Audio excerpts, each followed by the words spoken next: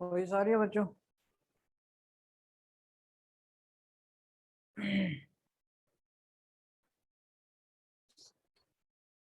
यही बेटा वही सारी है।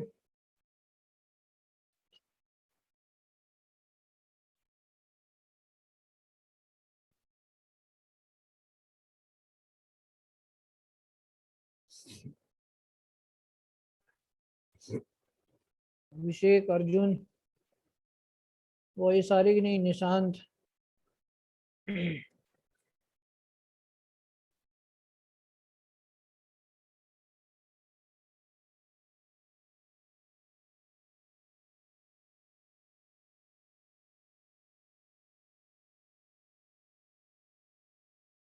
शिवांग, विनय, अविराज। ठीक है, क्लियर है। कल के नोट्स भी भेज दिए थे मैंने। गुड मॉर्निंग, जय हिंद। तो कल के नोट्स भी मैंने भेज दिए था आप लोगों को।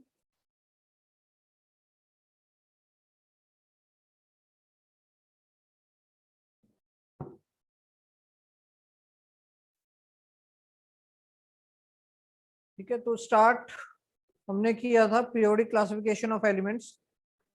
उसके अंदर मैंने आपको बताया था कि पीरियोडिक क्लासिफिकेशन में अर्ली डेवलपमेंट्स पढ़ रहे थे। अर्ली डेवलपमेंट्स क्या क्या हुए थे उसके अंदर, प्राउस्ट हाइपोथेसिस पढ़ा था। इसके बाद Lavoisier classification, Dobereiner triad, Newlands law of octave, Lothar Meyer curve, ये हमने कल पढ़ लिए थे सारे। मेंडलीफ और मॉडर्न पीरियोडिक टेबल, ये दो ही डेवलपमेंट और बचे हुए हैं, Mendeleev and modern periodic table. ठीक है, दो डेवलपमेंट बचे हुए हैं। तो मेंडलीफ, जैसे आपके पास बुक होगी, एक बार आप जो भी अपने पास बुक है उस बुक में आप देखो। वैसे तो सबको करवाया हुआ है मेंडलीफ क्लासिफिकेशन, पहले भी आपने 10th में पढ़ा हुआ है। उसी को हम स्टार्ट करेंगे, मेंडलीफ क्लासिफिकेशन को। मेंडलीफ पीरियोडिक लॉ, उसके बेस पर भी मेंडलीफ पीरियोडिक टेबल बनाई गई, उसी को हम पढ़ेंगे। और वही एक बेसिस है किसका, मॉडर्न पीरियोडिक टेबल का। मॉडर्न पीरियोडिक टेबल जिसको long form of periodic table भी कहते हैं, वो किसका बेसिस है, वो किससे एक्सटेंड होके बना मॉडर्न पीरियोडिक टेबल, उसको भी हम देखेंगे। तो मेंडलीफ पीरियोडिक टेबल में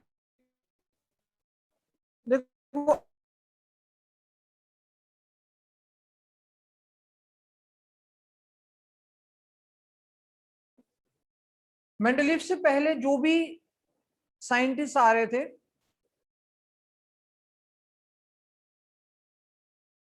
मेंडलीव से पहले जो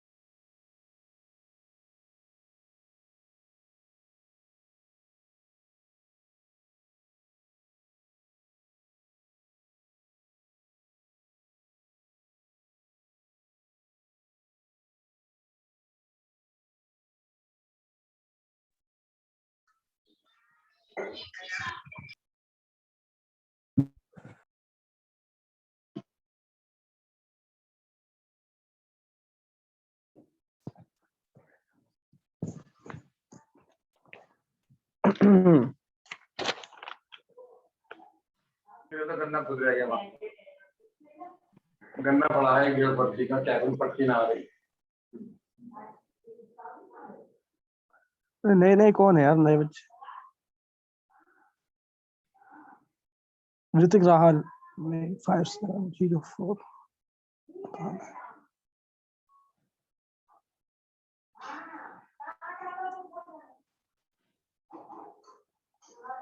ठाकुर दास।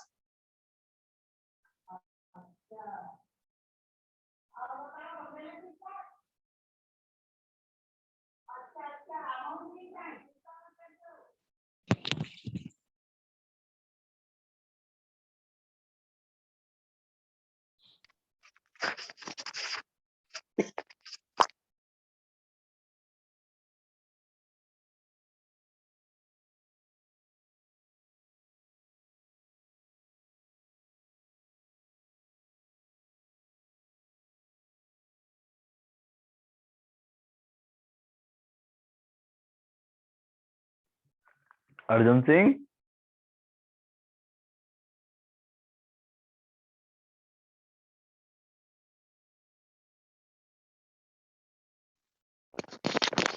कौन है भाई?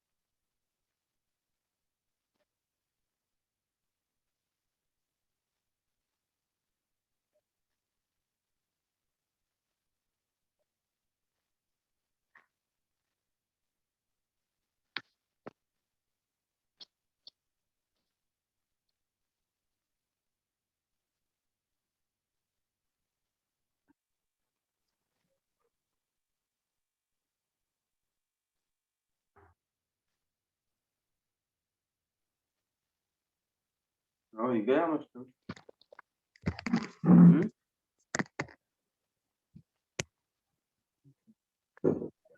शिवांग मैं होस्ट बन गया।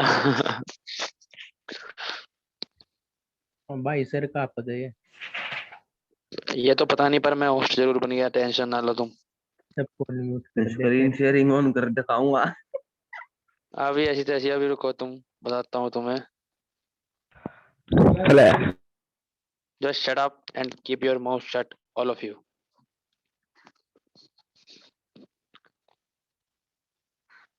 सारे चुपचाप बैठो, कोई नहीं बोलेगा।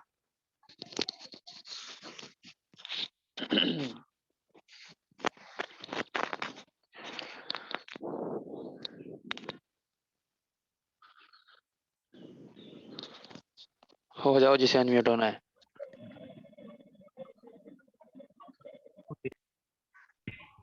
अर्जुन, अब तो सरकार अपनी हो गई है। होस्ट बन गया तो बहुत मिठाई बटो फिर तो। अच्छा। गांव बटू, मुदगल बटो आ जाऊं गांव में मिठाई में। अरे तू आ जा।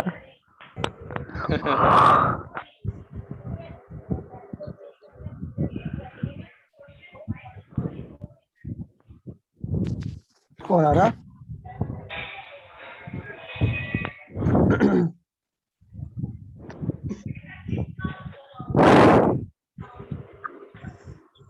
ओ नमन, क्या कर रहे हैं अभी? नमन का फोटो आ रहा है।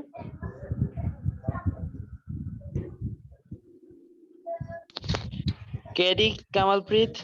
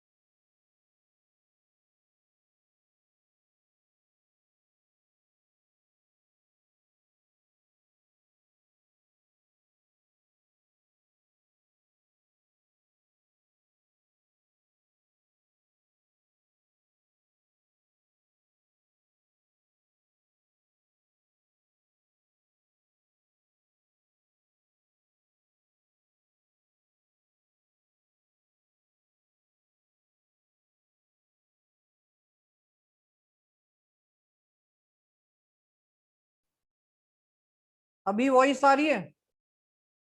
अनम्यूट हो गया था क्या? अच्छा अभी क्लियर है? हाँ बीच में अनम्यूट हो गया था, अभी क्लियर है ना?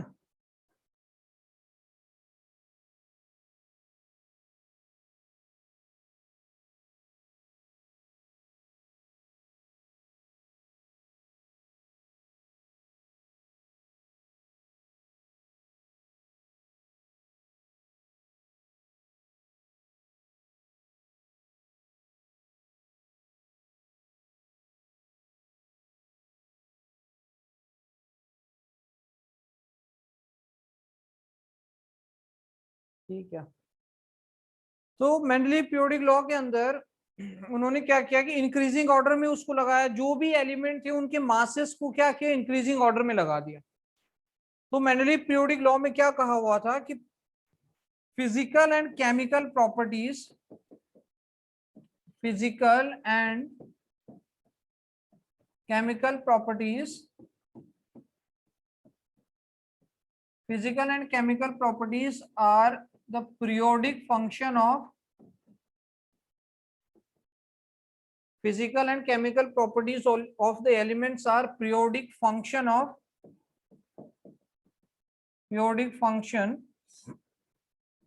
their atomic masses। मतलब इन्होंने जो फंडामेंटल प्रॉपर्टी ली थी वो किसको ली थी, एटॉमिक मास को। इन्होंने कहा था कि जो भी फिजिकल और केमिकल प्रॉपर्टीज है एलिमेंट्स की, वो कुछ पैटर्न शो करती हैं, कुछ पीरियोडिसिटी शो करेंगी, और वो पीरियोडिसिटी किसके ऊपर डिपेंड कर रही है, एटॉमिक मास के ऊपर डिपेंड कर रही है। मतलब अगर हम इंक्रीजिंग ऑर्डर में लगाएंगे, ठीक है, तो अगर हम रिकॉर्डेड मिल जाएगा आपको, अगर हम इंक्रीजिंग ऑर्डर में लगाएंगे तो ये एटॉमिक मास के फिजिकल एंड केमिकल प्रॉपर्टीज में क्या होंगी, कुछ ना कुछ सिमिलैरिटी देखने को मिलेगी। ये था इनका पीरियोडिक लॉ। इसके बेस पर उन्होंने एक पीरियोडिक टेबल बनाई। जैसे कि आपने पढ़ा हुआ है 10th क्लास में, और बुक में आप अभी देख सकते हो कि जो पीरियोडिक टेबल है मेंडलीव की, उसके अंदर अगर हम कैरेक्टरिस्टिक की बात करें कि क्या क्या कैरेक्टरिस्टिक थी, तो कैरेक्टरिस्टिक में सबसे पहले तो उन्होंने फिजिकल और केमिकल दोनों प्रोसेस, दोनों प्रॉपर्टीज के बेस पर क्लासिफाई करना स्टार्ट किया। कैरेक्टरिस्टिक में पीरियड्स, सबको पता है पीरियड्स हम किसको कहते हैं, जो कि हॉरिजॉन्टल इस तरीके से रोज होती है, उनको हम पीरियड्स कहते हैं। यहाँ पे 7 पीरियड्स थे। और जो हम ग्रुप्स कहते हैं, ग्रुप्स कौन से होते हैं, जो इस तरीके से वर्टिकल जो लाइंस होती है, वर्टिकल कॉलम्स होते हैं, उसको हम ग्रुप्स कहते हैं। यहाँ पर 8 ग्रुप थे, 8 ग्रुप था। और मेंडलीव के टाइम पर नोबल गैसेस डिस्कवर्ड नहीं थी, कोई भी नोबल गैस डिस्कवर्ड नहीं थी। बट बाद में जब नोबल गैस डिस्कवर्ड हुई और उसको हमने रखा, नोबल गैसेस को प्लेस किया, तो वो आया 9th ग्रुप में। तो उसको हमने लास्ट एक 9th ग्रुप में हमने डाल दिया। तो ग्रुप कितने थे इसमें, 8 ग्रुप थे। बट जो मॉडिफाइड मेंडलीव पीरियोडिक टेबल थी उसके अंदर 9th ग्रुप था, इंक्लूडिंग नोबल गैसेस। उसके अंदर इंक्लूडिंग नोबल गैसेस जो कि 9th वाले ग्रुप में रखा हुआ था, वो भी उसको इंक्लूड करके 7 पीरियड और ग्रुप कितने हो गए थे, 8। ओरिजिनल में 8 थे, मॉडिफाइड में 9। अब इन्होंने क्या किया कि जो पीरियड के नाम थे, वो तो पीरियड के नाम इन्होंने किस तरीके से दिए, जैसे 1 2 3 इस तरीके से इन्होंने पीरियड के नाम दिए। जो ग्रुप्स के नाम थे वो रोमन में दिए हुए थे, आप देखते हो, फर्स्ट, फिर सेकंड, इस तरीके से रोमन में इनके नाम लिखे हुए थे। 3rd 4th 5th 6th 7th 8, और अभी हम नोबल गैसेस की बात नहीं करेंगे, तो 8 इस तरीके से उसमें ग्रुप को बांटा हुआ था। अब हर एक ग्रुप में अगर हम देखें, तो हर एक ग्रुप के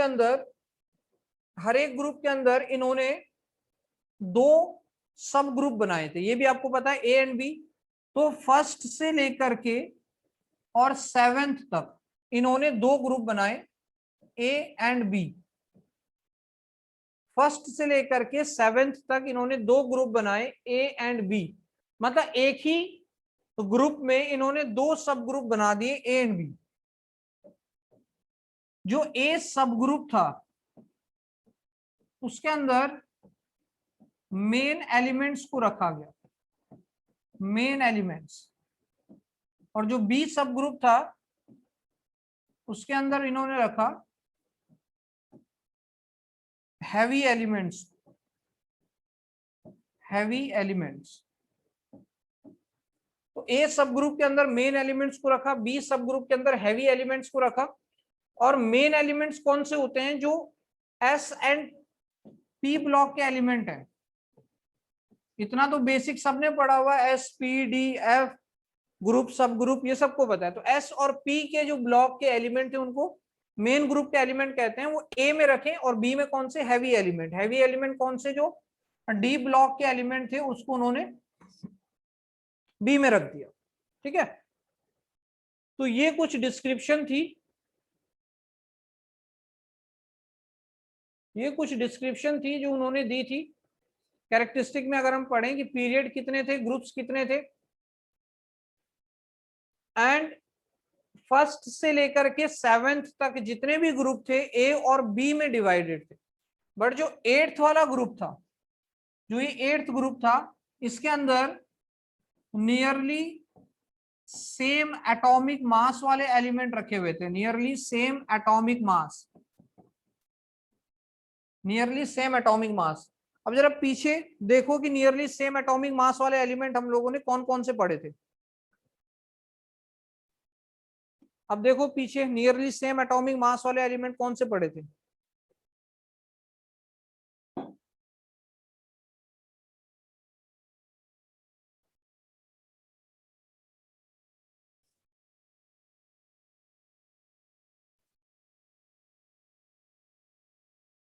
देखो इसमें नियरली सेम एटॉमिक मास वाले एलिमेंट कौन से पड़े हुए थे? कुछ दिखाई दे रहा है इसमें? प्रीवियस, हाँ, कौन से हम लोगों ने पढ़े थे नियरली सेम एटॉमिक मास के? नियरली सेम एटॉमिक मास वाले हमने पढ़े थे iron, cobalt, nickel, ruthenium, rhodium, palladium, osmium, iridium, platinum. ये जितने एलिमेंट हैं ये इनके नियरली सेम एटॉमिक मास है, और ये किस में रखे हुए थे? 8th वाले ग्रुप में रखे हुए थे। तो इतना डिस्क्रिप्शन क्लियर है?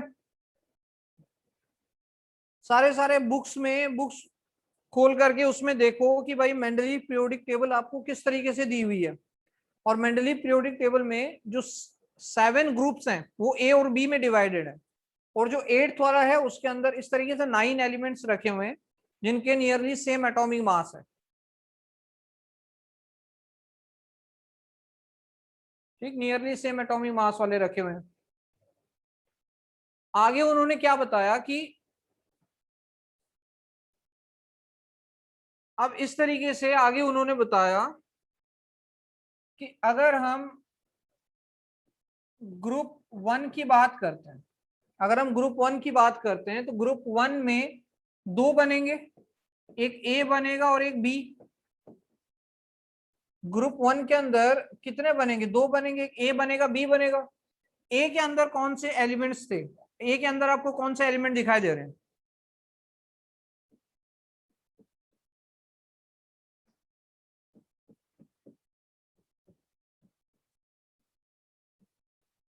क्या ये ए के अंदर दिखाई दे रहे हैं? Lithium, sodium, potassium, rubidium, caesium, ये ए के अंदर दिखाई दे रहे हैं, ये मेन एलिमेंट हो गए। और बी के अंदर क्या दिखाई दे रहा है? बी के अंदर है कॉपर, सिल्वर, गोल्ड। और वो कॉपर, सिल्वर, गोल्ड, इन तीनों को मिलाकर के हम क्या कहते हैं? Coinage metal. पढ़ा था कल कॉइनेज मेटल, जिसके कॉइन्स बनाए जाते हैं, तो कॉइनेज मेटल्स हम कहते हैं कॉपर, सिल्वर, गोल्ड को। मतलब ग्रुप 1 में इस तरीके से दोनों रखे हुए हैं। और उन्होंने क्या किया? हर एक ग्रुप में ऑक्साइड का भी फॉर्मूला बनाया और हाइड्राइड का भी फॉर्मूला बनाया। ऑक्साइड एंड हाइड्राइड्स उन्होंने फॉर्मूले बनाए। अब ये बताओ इनके ऑक्साइड और हाइड्राइड के क्या क्या फॉर्मूले बनेंगे?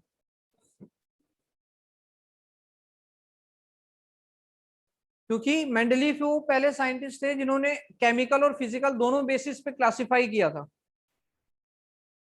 तो अब इन सबकी वैलेंसी कितनी है? 1। लिथियम हो गया, सोडियम, पोटेशियम, रुबिडियम, सीजियम, इनके लास्ट में 1 इलेक्ट्रॉन, इनकी वैलेंसी 1 है। तो ये ऑक्साइड कैसे बनाएंगे? R2O टाइप के ऑक्साइड बनाएंगे या नहीं? R2O, ये बताओ क्या ये R2O टाइप के ऑक्साइड बनाएंगे?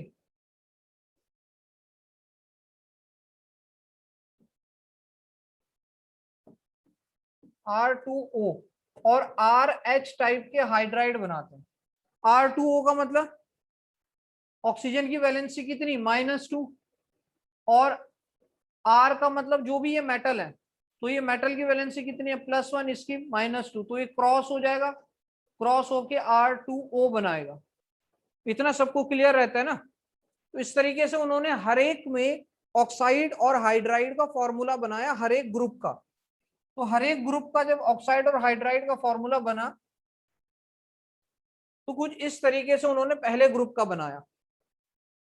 तो ये डिस्क्रिप्शन क्लियर है सबको कि फर्स्ट से लेके 7 तक हर एक ग्रुप को 2 सब ग्रुप में डिवाइड किया, ए और बी में। ए के अंदर मेन एलिमेंट्स रखे, बी के अंदर जो हैवी एलिमेंट्स थे उनको रखा गया।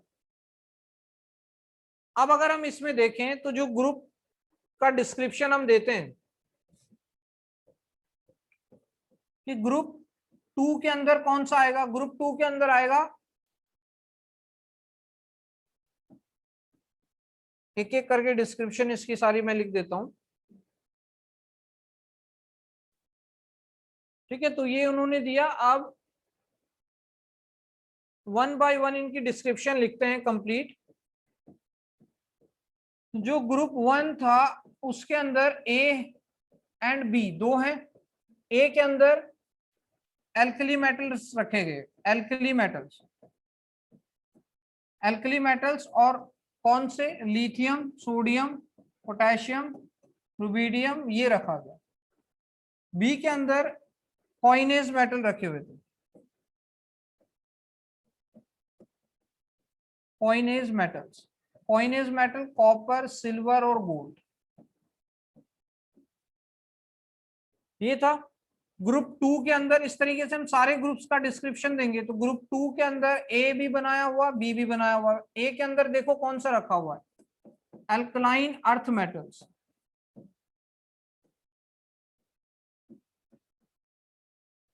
Earth metals, beryllium, magnesium, calcium, strontium, ये रखे हुए थे। और इसके अंदर डी ब्लॉक के कुछ एलिमेंट रखे हुए थे। बी के अंदर जिंक, कैडमियम एंड मरकरी। कुछ इस तरीके से आपको दिखाई दे रहा है बुक के अंदर कि फर्स्ट से लेकर के 7 ग्रुप को ए और बी में डिवाइड किया और हर एक ग्रुप का डिस्क्रिप्शन कुछ इस तरीके से है।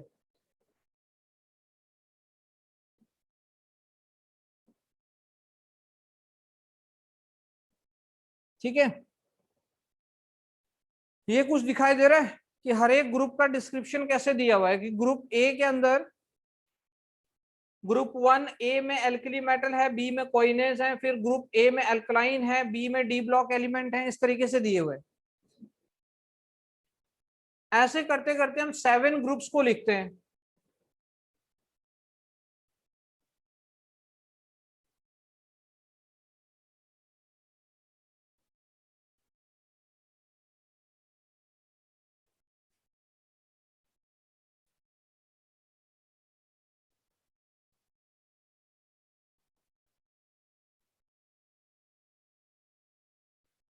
ठीक है,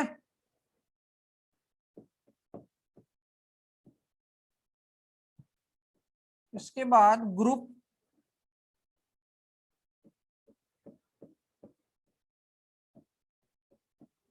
थर्ड के अंदर, जैसे हम इसको भी हमें रोमन में ही लिखना चाहिए, तो ग्रुप थर्ड ए के अंदर कौन सा था? Boron family. Boron family, boron family में कौन सा आता है? बोरोन, एल्यूमिनियम, गैलियम, इंडियम, ठीक है। और बी के अंदर फिर से उन्होंने कुछ हैवी एलिमेंट, कुछ डी ब्लॉक के एलिमेंट रखे।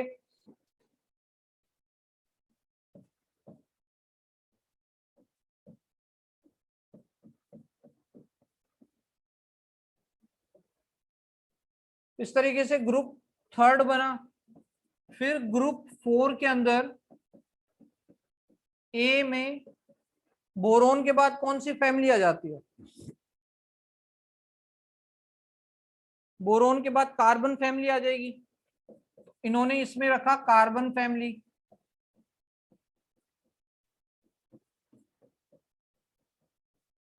इन सबको मैं याद करवा दूंगा अगले मॉडर्न पीरियोडिक टेबल में। इसको कैसे याद करते हैं वो भी हम देखेंगे। कार्बन फैमिली में यहाँ पे डी ब्लॉक के एलिमेंट रख दिए। फिर ग्रुप फाइव में, ग्रुप फाइव ए में कार्बन के बाद नाइट्रोजन फैमिली। नाइट्रोजन फैमिली का एक दूसरा नाम बताओ कि इसको हम कॉमनली किस नाम से जानते हैं? नाइट्रोजन फैमिली को नाइट्रोजन फैमिली का दूसरा नाम बताओ कि कॉमनली हम इसको किस नाम से और देख रहे थे?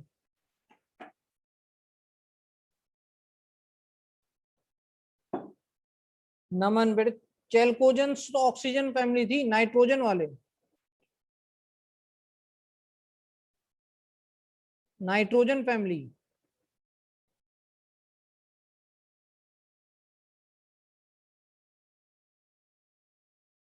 बताओ नाइट्रोजन फैमिली को याद है? नाइट्रोजन फैमिली को दूसरा कौन सा नाम हमने दिया था?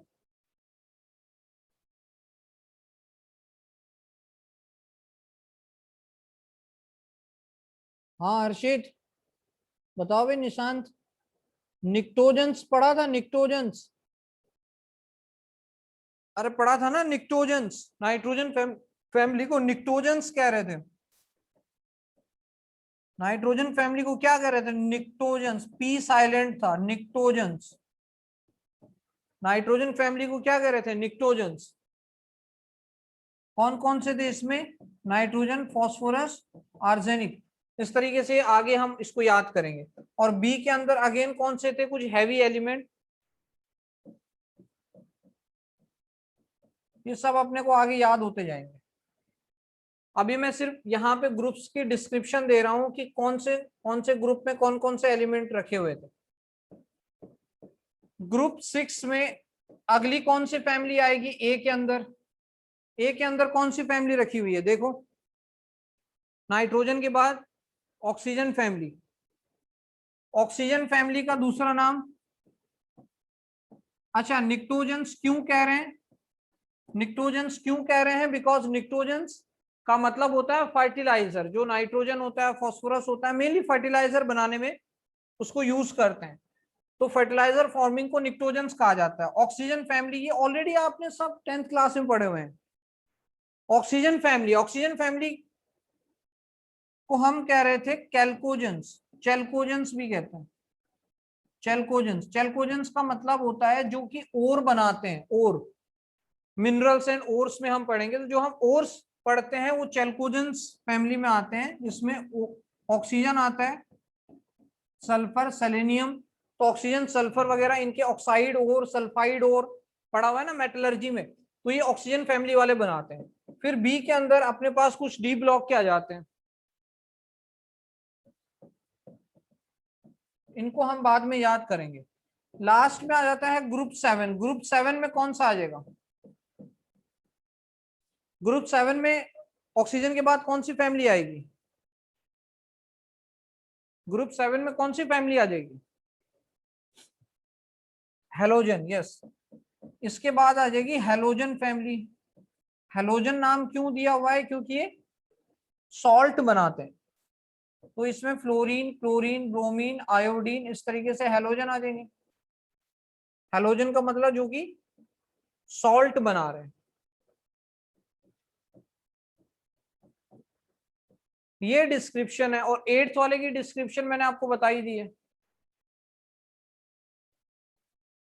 तो ये कुछ डिस्क्रिप्शन है कि हर एक फैमिली में नोबल गैसेस उस टाइम पे बेटा डिस्कवर्ड नहीं थी। अगर वो उनको रखा जाएगा तो कौन से ग्रुप में रखेंगे, जो हमने 9th ग्रुप बनाया है, जो सबसे लास्ट वाला एक ग्रुप बनाया है ना 9th, उसमें रखेंगे। और 8th वाले ग्रुप में क्या है, 8th वाले ग्रुप में आप देखोगे तो 8th ग्रुप में आपको क्या दिखेगा, 8th वाले ग्रुप में आप देखोगे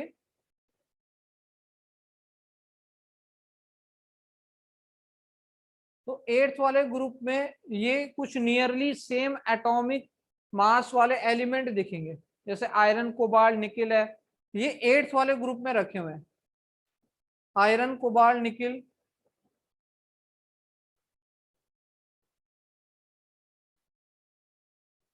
ठीक है, ये इनका नियरली सेम एटॉमिक मास है, इन वालों का नियरली सेम एटॉमिक मास है, इसका सेम होगा, इसका सेम होगा, इसका सेम होगा, तो नियरली सेम एटॉमिक मास वाले हैं, इनको किस में रखा हुआ है, 8th वाले में रखा हुआ है। इतना क्लियर है।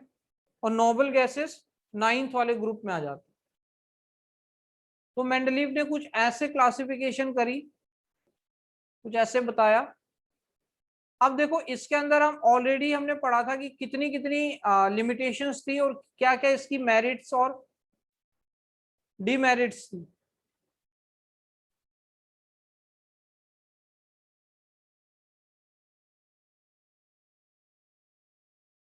तो क्या क्या इसकी मेरिट्स और डीमेरिट्स थी वो हम एक बार देख लेते हैं। अगर मेरिट्स की बात करें तो पहले ऐसे साइंटिस्ट थे जिन्होंने क्या किया था, उस टाइम पे 63 नोन एलिमेंट्स थे, 63 नोन एलिमेंट्स, 63 नोन एलिमेंट्स को क्लासिफाई उन्होंने किया था। और क्लासिफाई किसके बेसिस पे किया था, ऑन द बेसिस ऑफ एक तो एटॉमिक मास के बेस पर इंक्रीजिंग ऑर्डर में, और अगर हाँ ये अगर हम इसको क्वेश्चन की फॉर्म में बना लें कि ऑन द बेसिस ऑफ कौन कौन सा क्राइटेरिया, क्वेश्चन देखा था ना हमने कि कौन कौन से क्राइटेरिया के बेस पर उनको क्लासिफाई किया था। तो classify on the basis of atomic mass, and second लिख सकते हैं ऑन द बेसिस ऑफ फॉर्मूले of oxides and hydrides, oxides and hydride, इनके बेसिस पर हमने क्लासिफाई किया था।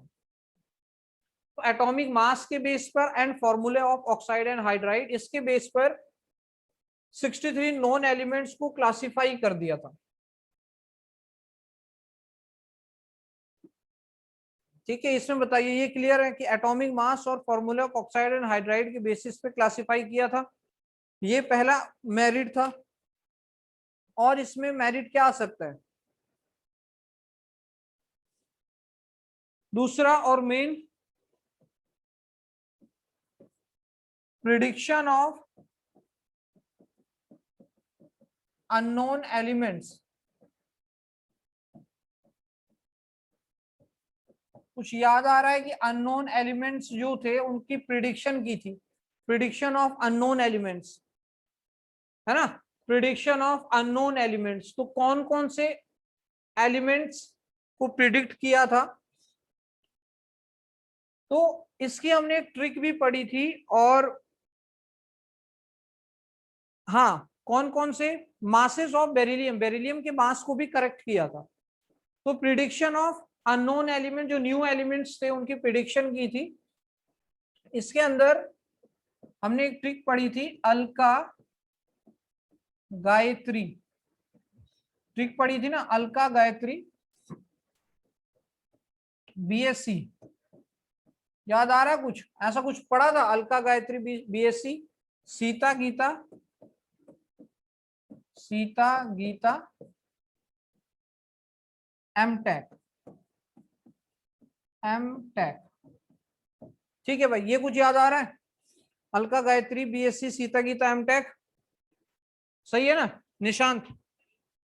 ठीक है, अब इसमें फिर उन्होंने क्या किया कि उन्होंने बताया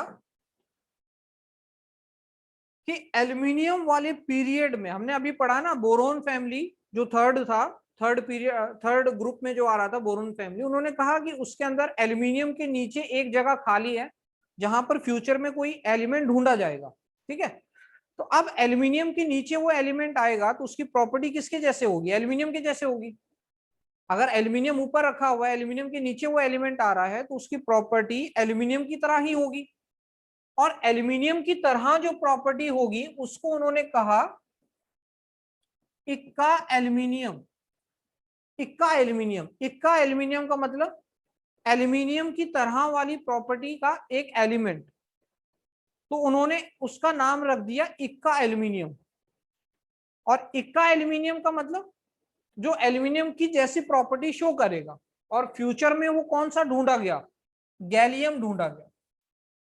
सही है, तो यहां पर हम लिख सकते हैं कि इक्का एल्यूमिनियम को हम याद रखेंगे गैलियम से। इक्का एल्यूमिनियम और उसी ग्रुप में फ्यूचर में कौन सा ढूंढा गया? गैलियम ढूंढा गया। क्या ये क्लियर है?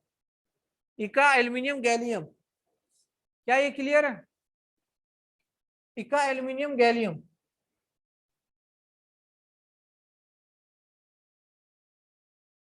तो प्रिडिक्शन ऑफ न्यू एलिमेंट्स में इक्का एल्यूमिनियम गैलियम। दूसरा इक्का बोरोन। इक्का बोरोन इसका कौन सा था? स्कैंडियम। स्कैंडियम, सही है। इक्का बोरोन स्कैंडियम मतलब इक्का बोरोन, बोरोन वाले ग्रुप में उन्होंने जो अननोन एलिमेंट्स था उसको नाम दिया इक्का बोरोन, और जो फ्यूचर में डिस्कवर्ड हुआ वो कौन सा था? स्कैंडियम था। फिर अगला आता है इक्का सिलिकॉन एसआई। इक्का सिलिकॉन एसआई, उसमें कौन सा था? जीई। जीई का मतलब जर्मेनियम। जर्मेनियम। और लास्ट इक्का मैग्नीज एमएन। इक्का मैग्नीज एमएन। इक्का मैग्नीज का क्या था? टेक्नीशियम। ठीक, तो ये जो एलिमेंट्स थे, ये उन्होंने प्रिडिक्ट किए थे। और ये जो एलिमेंट्स थे ये डिस्कवर्ड हुए थे। ये बताओ, इतना कुछ क्लियर है कि इक्का एल्यूमिनियम कौन सा था? गैलियम।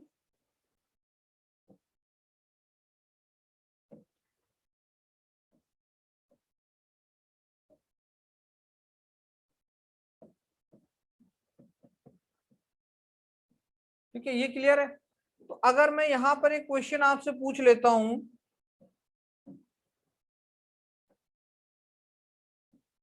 कि आप मुझे बताओ, अगर Al2O3 है तो फिर Ga का क्या फॉर्मूला बनेगा? गैलियम ऑक्साइड का क्या फॉर्मूला बन जाएगा? अगर एल्यूमिनियम ऑक्साइड Al2O3 है तो अक्सर पूछा जाता है, क्योंकि Al2O3 तो मैक्सिमम बच्चों को याद होता है कि एल्यूमिनियम ऑक्साइड Al2 होता है। तो जब एल्यूमिनियम ऑक्साइड Al2 होता है तो गैलियम का फॉर्मूला क्या बन जाएगा? है ना, गैलियम का फॉर्मूला क्या बन जाएगा? गैलियम का फॉर्मूला, यस निशांत, हर्षित, आयुष, अरे हर्षित कहाँ गया? हाँ, Ga2O3 गैलियम ऑक्साइड बनेगा ना, Ga2O3 सही है। अगर एग्जाम में आ जाए इका सिलिकॉन, देखो इसका हम बना सकते हैं AlCl3 aluminium chloride. Aluminium chloride AlCl3, तो गैलियम का क्या बनेगा? GaCl3। सही है, उसी की तरह प्रॉपर्टी शो करेगा, एल्यूमिनियम की प्रॉपर्टी शो करेगा गैलियम। अगर हम बना सकते हैं SiO2, अगर हम बना सकते हैं SiO2, तो इका सिलिकॉन कौन है? इका सिलिकॉन कौन है? गीता, जर्मेनियम। तो जर्मेनियम का भी क्या बनेगा? GeO2। अगर हम बना सकते हैं सिलिकॉन SiH2, SiO2 बना दिया हमने, सिलिका बना दिया। सही है, ठीक है। तो इस तरीके से अगर हम बनाए तो उनकी प्रॉपर्टी शो होगी। तो ये प्रिडिक्शन करी थी, कुछ नए एलिमेंट्स को उन्होंने प्रिडिक्ट कर दिया था। तो प्रिडिक्शन ऑफ अननोन एलिमेंट्स, तो ये क्लियर हो गया कि प्रिडिक्शन किस तरीके से थी, किसको प्रिडिक्ट किया था, कौन सा डिस्कवर्ड हुआ।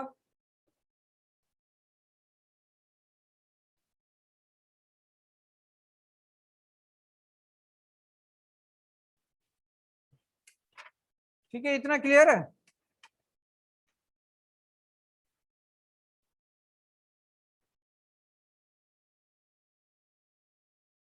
उसके बाद लास्ट एक पॉइंट है कि डाउटफुल एटॉमिक मास को भी उन्होंने करेक्ट किया था। थर्ड,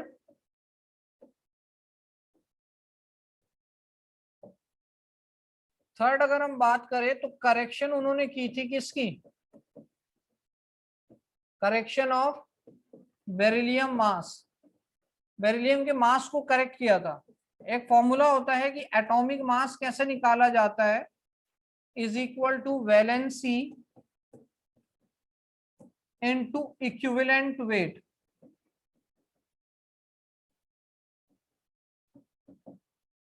पहले जो था वो ये माना गया कि जो बेरिलियम है उसकी वैलेंसी 3 है और इक्विवेलेंट वेट उसका 5.4 आ रहा था, तो इसके अकॉर्डिंग उसका जो पहला जो मास आ रहा था 13.5 आ रहा था, जो कि गलत है, जो कि रॉन्ग है। इन्होंने बताया कि उसकी जो वैलेंसी है वो 2 है, ट्राईवैलेंट नहीं है, वो डाईवैलेंट है, तो इससे उसका मास 9.0 आया, जो कि सही था। ठीक, तो 13.5 वाला जो मास था वो गलत था और 9.0 वाला मास सही था, क्योंकि जो उसकी वैलेंसी थी वो सही कौन सी थी, डाईवैलेंट। तो इस तरीके से study of element, prediction of new elements, correction of doubtful atomic mass, ये 3 मेरिट्स आ जाती हैं मेंडलीव पीरियोडिक टेबल। और मैक्सिमम क्वेश्चन आपको प्रिडिक्शन वाले में, बेरिलियम के मास में, ऑक्साइड और हाइड्राइड के फॉर्मूले में, इन सब में मिल जाएंगे।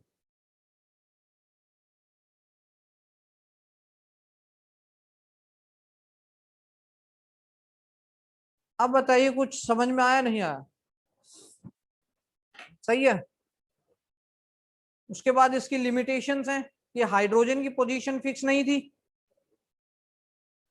लिमिटेशन क्या क्या होगी कि हाइड्रोजन की पोजीशन फिक्स नहीं थी, हाइड्रोजन की पोजीशन फिक्स नहीं थी और एक ही स्लॉट में, एक ही ग्रुप में ऐसे एलिमेंट्स को रख दिया जिनकी प्रॉपर्टीज अलग अलग थी। कौन कौन से ऐसे थे, जैसे कि ये हमने पढ़ा था ना,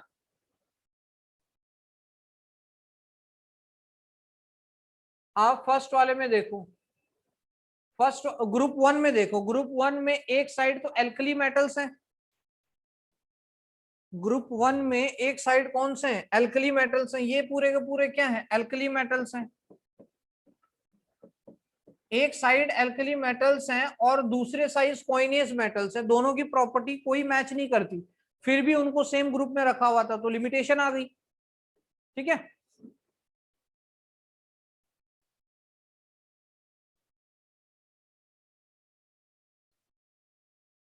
अब मुझे ये बताओ कि यहाँ पे जो ग्रुप हमने दिए हुए हैं, जो ग्रुप का डिस्क्रिप्शन दिया हुआ है, इसमें क्या हम ऑक्साइड के फॉर्मूले और हाइड्राइड के फॉर्मूले भी याद रख सकते हैं? ऑक्साइड और हाइड्राइड के फॉर्मूले हम कैसे याद रख सकते हैं? जो ग्रुप 1 है उसके अंदर R2O, ग्रुप 2 के अंदर RO, ग्रुप 3 के अंदर R2O3, ग्रुप 4 के अंदर RO2, ग्रुप 5 के अंदर R2O5। सही, इस तरीके से सिंपली आप याद रख सकते हैं। और ग्रुप 6 के अंदर, ग्रुप 6 के अंदर RO3 और इसके अंदर R2O7। ठीक है, ये इनके ऑक्साइड्स के फॉर्मूले हैं, ये आपने याद करने, धीरे धीरे जैसे वैलेंसी याद होगी तो ये भी क्लियर हो जाएंगे। फिर दूसरा, इसमें हाइड्राइड के फॉर्मूले आते हैं। हाइड्राइड के कौन कौन से फॉर्मूले थे? RH था, RH2, RH3, RH4 तक जाओ। ठीक, RH1, RH2, RH3, RH4, फिर उसके बाद कम होना स्टार्ट हो गया, फिर उसके बाद कम होना स्टार्ट कर दो, RH4 तक जाओ, और RH4 तक जाने के बाद RH3, RH2, फिर RH, ऐसे आ जाओ। तो ये नेक्स्ट क्लास में ये सारा लर्न करके याद करके आपको लाना है, ठीक है। इसमें मैं लिख भी देता हूं कि निक्टोजेंस का मतलब फर्टिलाइजर फॉर्मेशन, फर्टिलाइजर्स होते हैं।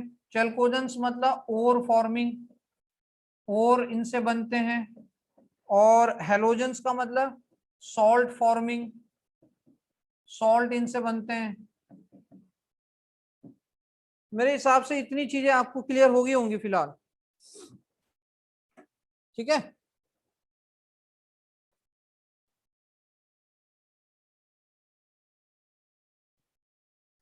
इतना हो गया क्लियर? आशीष, इतना क्लियर हो गया? शिवांग,